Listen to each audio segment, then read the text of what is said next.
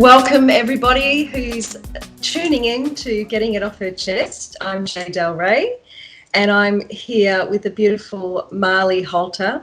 Marley and we're going to be talking about Tantra today.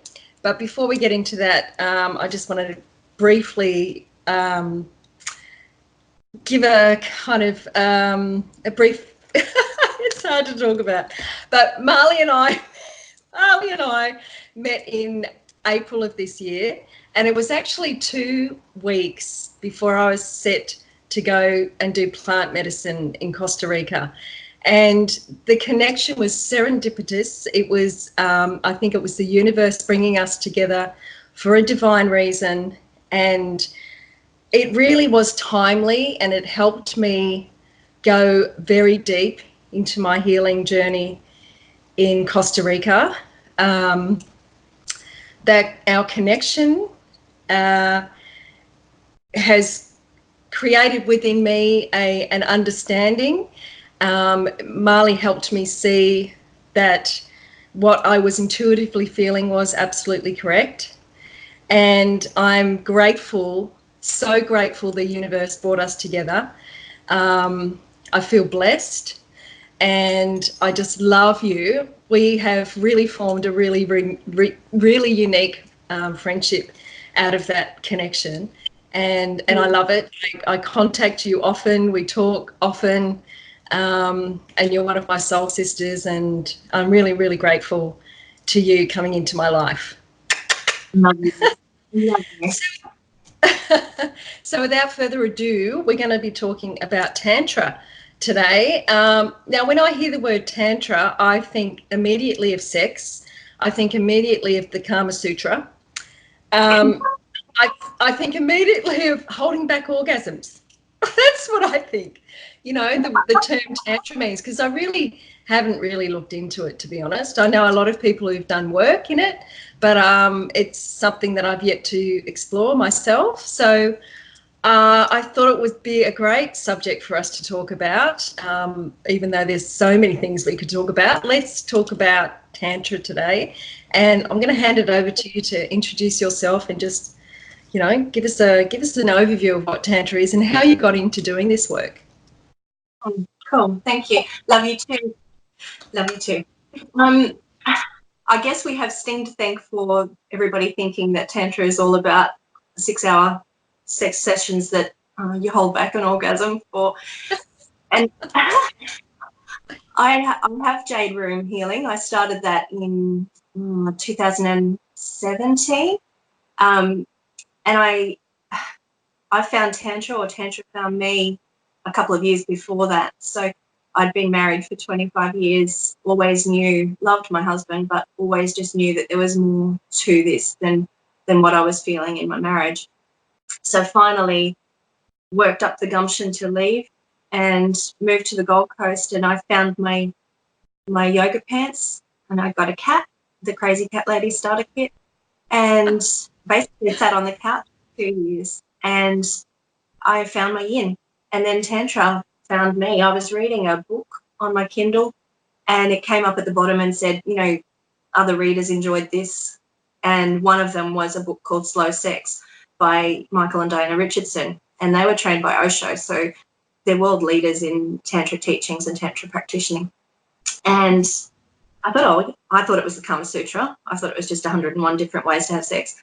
So I thought, well, I'm single, I'm just going to read this. And I opened it, I got to page 13 or something, and it was talking about masculine and feminine balance in the body and within yourself, and then obviously that then flows out to intimate relationships and then to your friendships and colleagues at work.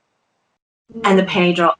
It was that moment where I went, oh, I could have saved my marriage if I'd known this. If I'd known half of what I know now, I probably could have saved that marriage. Would I know? But I could have, probably. So from there I started studying just by myself for a couple of years and just reading everything I could. And then I found a school. It's funny because everybody has that same concept, I think, of what Tantra is or isn't. And I've written so many pieces about it because it drives me despair that that's the perception still. sex is about that much. It's about 3% of Tantra really is. And as soon as I put something about Tantra on Facebook, I was getting all these invitations to go to events in Byron that, cost $1,000 and bring your own sheets. And I was like, oh, thanks, guys, but it's not my style. You guys have a great time. Yeah. And so when I went searching for a school or a college or somewhere that I could learn properly about it, and I found the Sanctuary of Ananda, which is in Perth, and Kathy Wood, who runs that, she's been practicing for 27 years, and she is just the most beautiful, most connected person. So her and I really resonated. We had our discovery call. I went off and did a 10-day immersion, and came back with a diploma as a Tantra practitioner. So Ooh. I know. Who knew, huh? Little farm girl. Yeah. So from there, it's been, I don't know, it's been a huge journey. And Tantra, it literally flipped my life upside down. So everything that I thought I knew about me, about relationships, marriage, sex, everything was flipped upside down. And I guess before that, I'd spent 20 years in corporate. So I was sitting in boardrooms with 13 men, and I was so in my masculine, wearing the red power suit. The more masculine I became, the more feminine my husband became, and we just couldn't get our balance back. And in those boardrooms, if you, as a woman, as the only woman in a boardroom, if you show any emotion at all, you may as well be the drinks bitch. So I just learned not to show any emotion. There were no tears. There was no femininity left. So what Tantra did for me was really flip that and allow me to see that femininity isn't a weakness. It was something that we had to have balance in. Yeah. And in my women's circles, I say to people constantly, the Western society is the most fucked up it's ever been. Sorry for swearing. No, I'm not. But it's the most fucked up it's ever been, and it's because we don't have our balance. We have a rape culture. We have DVOs. We have disrespect for women and for men. It's because men don't know how to be men. Women don't know. Women are told you got this. You can change your own pipes. You change your own tap washers. You don't need a man for anything. And then men are told to cry and then told they're weak if they do. So they don't really know what we want from them. And most of the time with my clients, I think we don't actually know what we want from them either. So it's been really big. It's been a huge journey. And from that, I started teaching. So I work with clients now who, some of my best clients on the Gold Coast were male family lawyers whose marriages were in trouble and they couldn't figure out why. They do this stuff for a living and couldn't figure out why their marriage was in trouble, and it was because they'd lost their balance. So helping them to restore that and go home and be for their wives what their wives needed them to be. Yeah. I'm thankful to say none of those marriages actually broke up. So it's been lovely. Nice. So this could be the work. This, it feels like there's a new paradigm of relating these days too. There's a lot of marriage breakdowns, relationship breakdowns, and I think there's a lot of, and I know I did this in my relationships where you feel like there's the masculine role and the feminine role, and it's really about balancing that within ourselves, isn't it? So we become whole within ourselves. They become whole within themselves. So there's not this power struggle. There's not this wanting them to be, something they're not or whatever it is. You're more relating on a more balanced thing instead of getting something from the other person. And yeah, exactly. I often say in circles, if you could draw a picture of Tantra, it's actually the yin and yang symbol. So the yin is the feminine, but each one has a circle of the other in it, and neither can exist without the other. So the yin is your feminine, it's lunar, it's fluid, it's warm or cool, and your masculine is your hot, it's your solar, it's the action and the force that drives. So to bring those into unity within your own body is the first step. And then obviously then you attract somebody into a relationship, or your intimate partner becomes more balanced in themselves as well, because you're not needing and pulling from them your whole self. So it's really powerful stuff. And I think it's, I always say authentic will go home, and it really is that in relating. It's teaching people how to go deeper rather than the superficial rubbish and the being highly offended by everything lifestyle that we've become ensconced in. So could this be like the relationship counselling that people would probably benefit more from than just the usual relationship counselling where one person's that side, one person's that side, and you're just talking about your communication? Like, this sounds like it would be more like you look at your shit, you look at your shit, and then Absolutely. unite. I do private couples retreats, and it's just one couple. So we do sessions about the 5 love languages and understanding how each one relates to each other, and then we talk about masculine and feminine balance, and we talk about what areas of their relationship they'd like to improve. And I do the counselling as well, but the Tantra forms the base of it because it teaches connection with yourself and presence. And if anything, that is the heart of Tantra, is presence and being absolutely in the moment. So where Sting says, that he has orgasms that last 6 hours, he probably did, and I'm darn sure he did. Who did it? It's about Sting. He was on. This is where this all came from. He was on 60 Minutes years ago when he first discovered Tantra, and he said that he'd had orgasms that lasted 6 hours. So everybody went, "Oh, Tantra, really need to get into that." So that's responsible for it. But he thought that he did. But it's about presence. It's about being in that moment. And if that moment is 6 hours, if that moment leads to an orgasm, if you're having sex, then great. But if not, then that's cool too. It's about whatever is, and it's a really beautiful practice. But in saying that, the sexual side of it is about 3% of what Tantra is. So there's 3 levels of Tantra.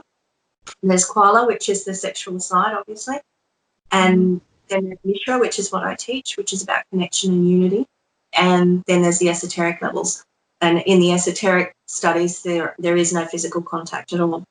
So we kind of liken it to a house, that you have to have an understanding of all 3 levels in order for the house to stay up. So your Koala is your foundation. It's where everybody starts. And Mishra is the walls, and your esoteric is your roof. So without all 3, you wouldn't have a complete understanding. I like that. Yeah, and I think when I explain it to people, because I still come across those misconceptions every day. And as soon as I start talking about it and talking in that language, people go, "Oh, I need that." And I think everybody does. Yeah. Even if they're not in relationship with a partner, they're in relationship with people all the time. We're in relationship all the time with our kids, with our co-workers, with our friends. It's all related. People, even if they are single, the tantric practice brings you into unity with yourself, and therefore if you want to attract a partner, you will attract the right kind of partner that you actually desire, rather than forming attachments that are unhealthy, or taking a relationship just because it's available. So you're more connected to yourself, you know yourself and understand yourself, and therefore that flows out and you attract a partner. But either way, you're a more connected person. So everybody, Tantra is for everybody. I'm actually doing a workshop in a couple of weeks with mums and teenage daughters, talking to the teenage girls about, moving through puberty and red tent stuff, menstruation cycles and lunar cycles, and how to connect with themselves. So it's for everybody. It's important, isn't it? Mm. It's yeah, it's so important for young girls. Oh, I've got a girl and a boy, and they're at that age. You know, he's 17, she's 19, and they're coming into that. You know, where they're connecting with people and finding their way through that. And it's you know, it's the rites of passage, isn't it? It's so important for Yeah. our kids to come through and understand this stuff, or understand themselves, so that they can be more discerning about who they allow in their lives. It's a really tricky age. I mean, you've got kids, you've been through it, Yeah, and absolutely. My boys have had a tantra session with me, both of them. My oldest son and his girlfriend both had a couples session with me, and they thanked me for it afterwards, because they are already fairly connected, but they got so much more depth out of understanding each other and understanding the five love languages, understanding their own connections with themselves, and then bringing that to each other. So yeah, it's a really nice practice to be able to teach to everybody. yeah.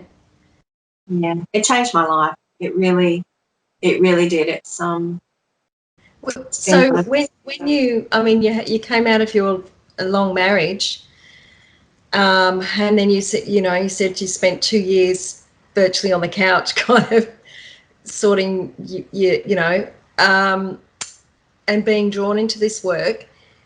Were you still kind of attracting situations that were testing you?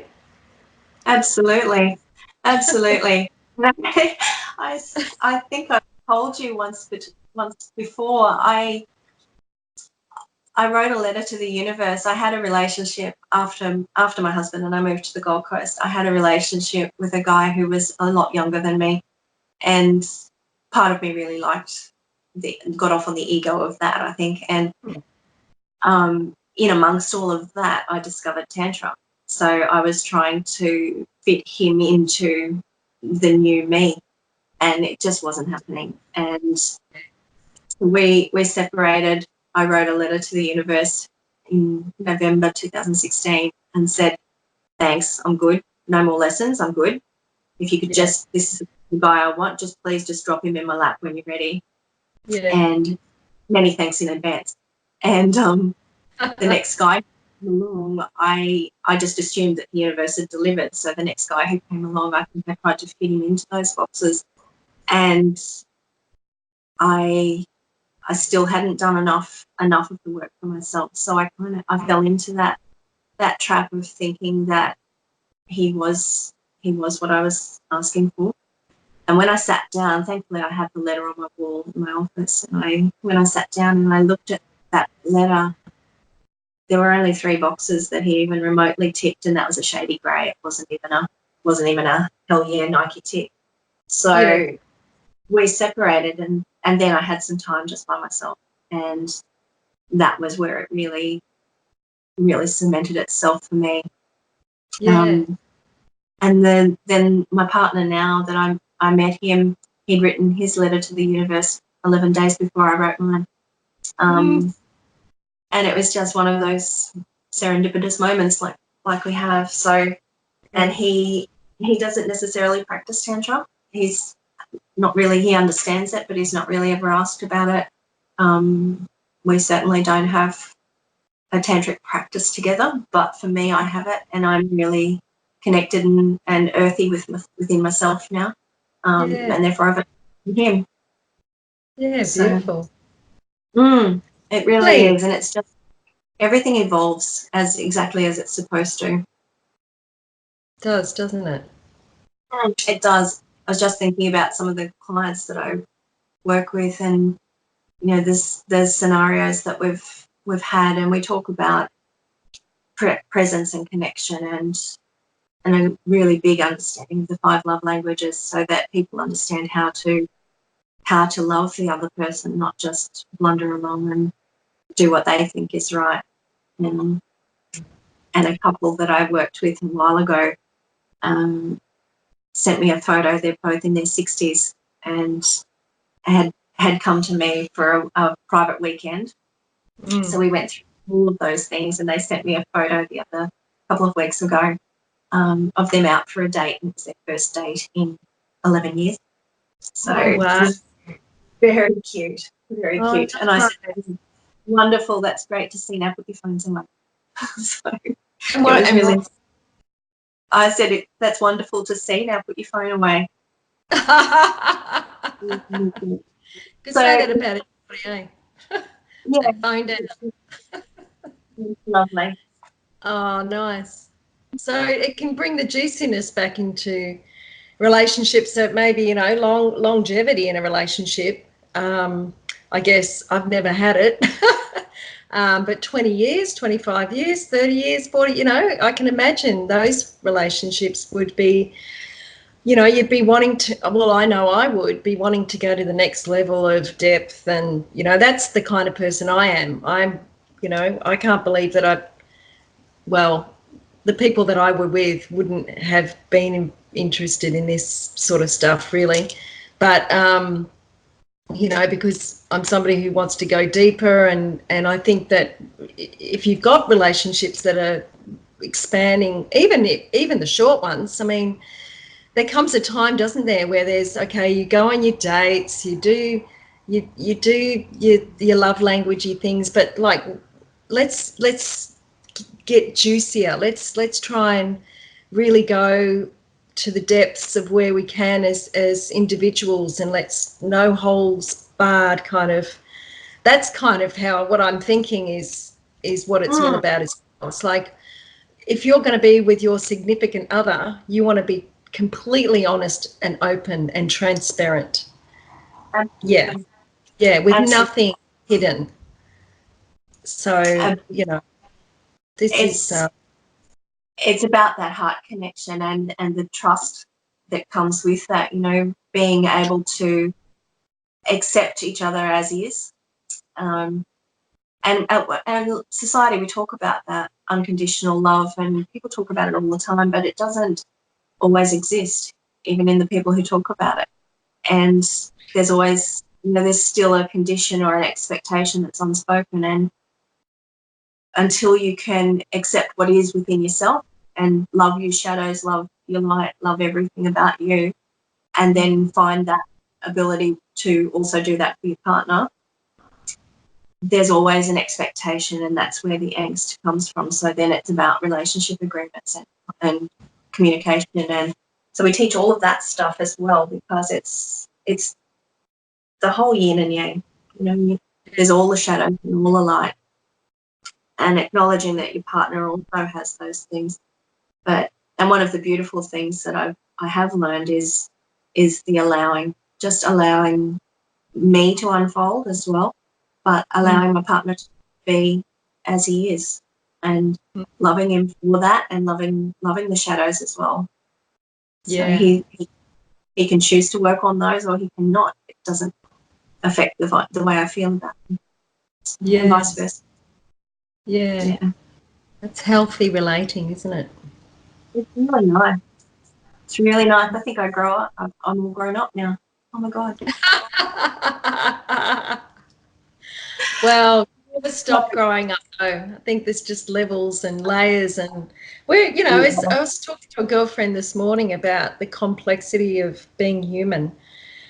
You know, there's so much going on at this time. I always rave on about this unique time in our lives, that to be on the planet, and how quickly things are changing.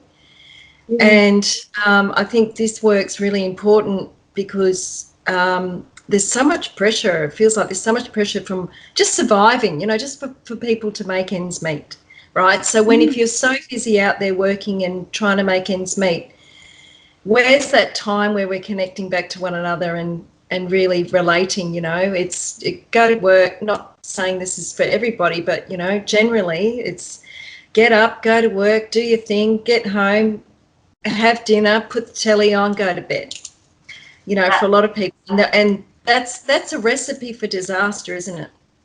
Absolutely. That was my life for 25 years. And I remember saying to my husband and to my kids quite often, you know, I'm lonely in my own house because we were so busy, and you know, I'd get home from work and have just enough time to do dinner, bath and bed with the boys, and they'd be off to bed. All we ever talked about in our marriage was who had detention and what bills needed to be paid. Yeah. And now sort of, I always liken a relationship to a business in that it's important to be strategic about your relationship as well. I think most people, and certainly I did, got very focused on the operational side of the relationship, the who's going, you know, the family calendar on the fridge, all of that sort of stuff. But we forgot to be strategic and have a plan of where we were going as a couple. And then when the boys left home, it was very much that empty nester. We looked at each other and honestly had no clue who each other was on any level other than superficial. We sat at the dinner table for 7 minutes and just couldn't communicate, couldn't.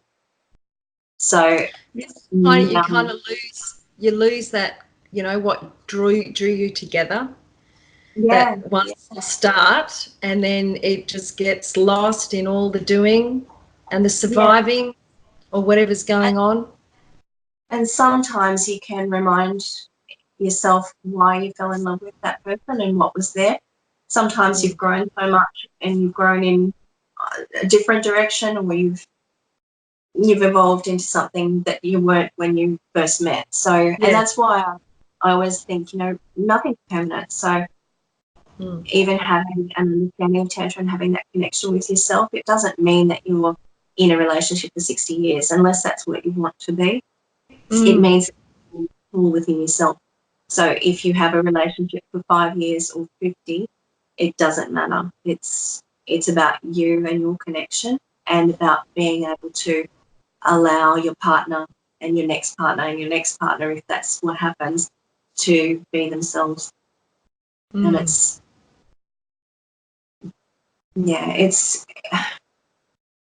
I don't know, it's that connection. I keep going back to the connection, and that is really what's important.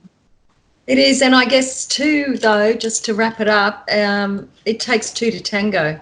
So you have to both want it.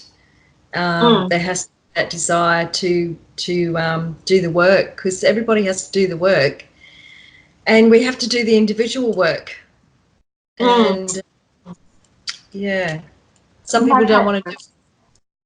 Yeah, some people don't. I have had questions from people asking me, though, you know, if I'm in a relationship and my husband isn't interested, or my wife isn't interested in Tantra, can I still do it? And the answer is absolutely, because it will make you a more connected person, and that will improve your relationship either way.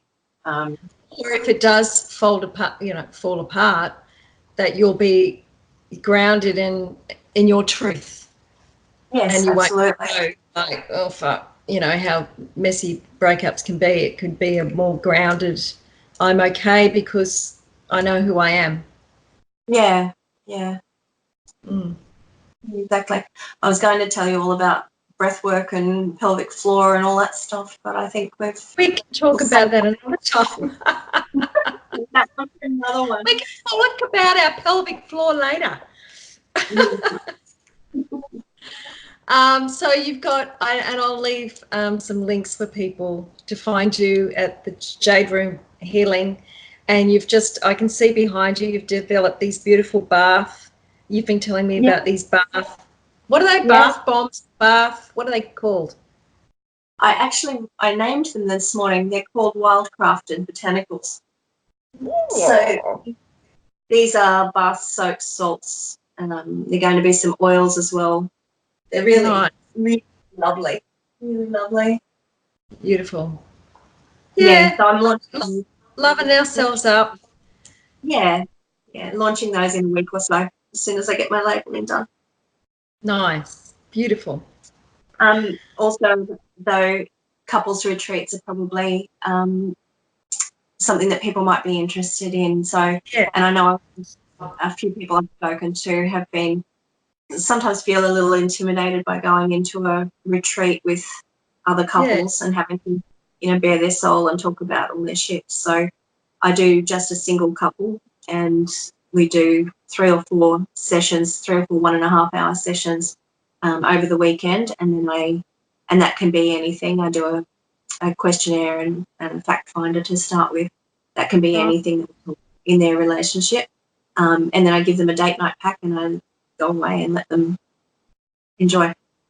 So it's they've been really effective, and the couples that I've worked with so far have just loved it and send me photos of them out on dates and back up. So it's really lovely. Very rewarding for me. It's beautiful, yeah. And I know, you know, you're such a sincere, honest, you know, heart-centered individual that really cares. You know, I just adore you. Every time I talk to you, I feel so calm, and I just want to listen to your voice. Do you do meditation tapes? Tapes. I just could listen to your voice and just, yeah. You always make me feel calm, peaceful. Thank you, beautiful. And thanks for talking to me on this little thing that I'm doing. That's just fun. It is fun. And I love watching them. I love watching all of your podcasts with everybody. So thank you for including me. It's great. Welcome, my love. We'll talk more, talk about other juicy stuff at another time, but have a wonderful day. All right. Call me when you want to talk about jade eggs. Yes, jade eggs. Okay. I love you, and thanks so much, darling. Love you.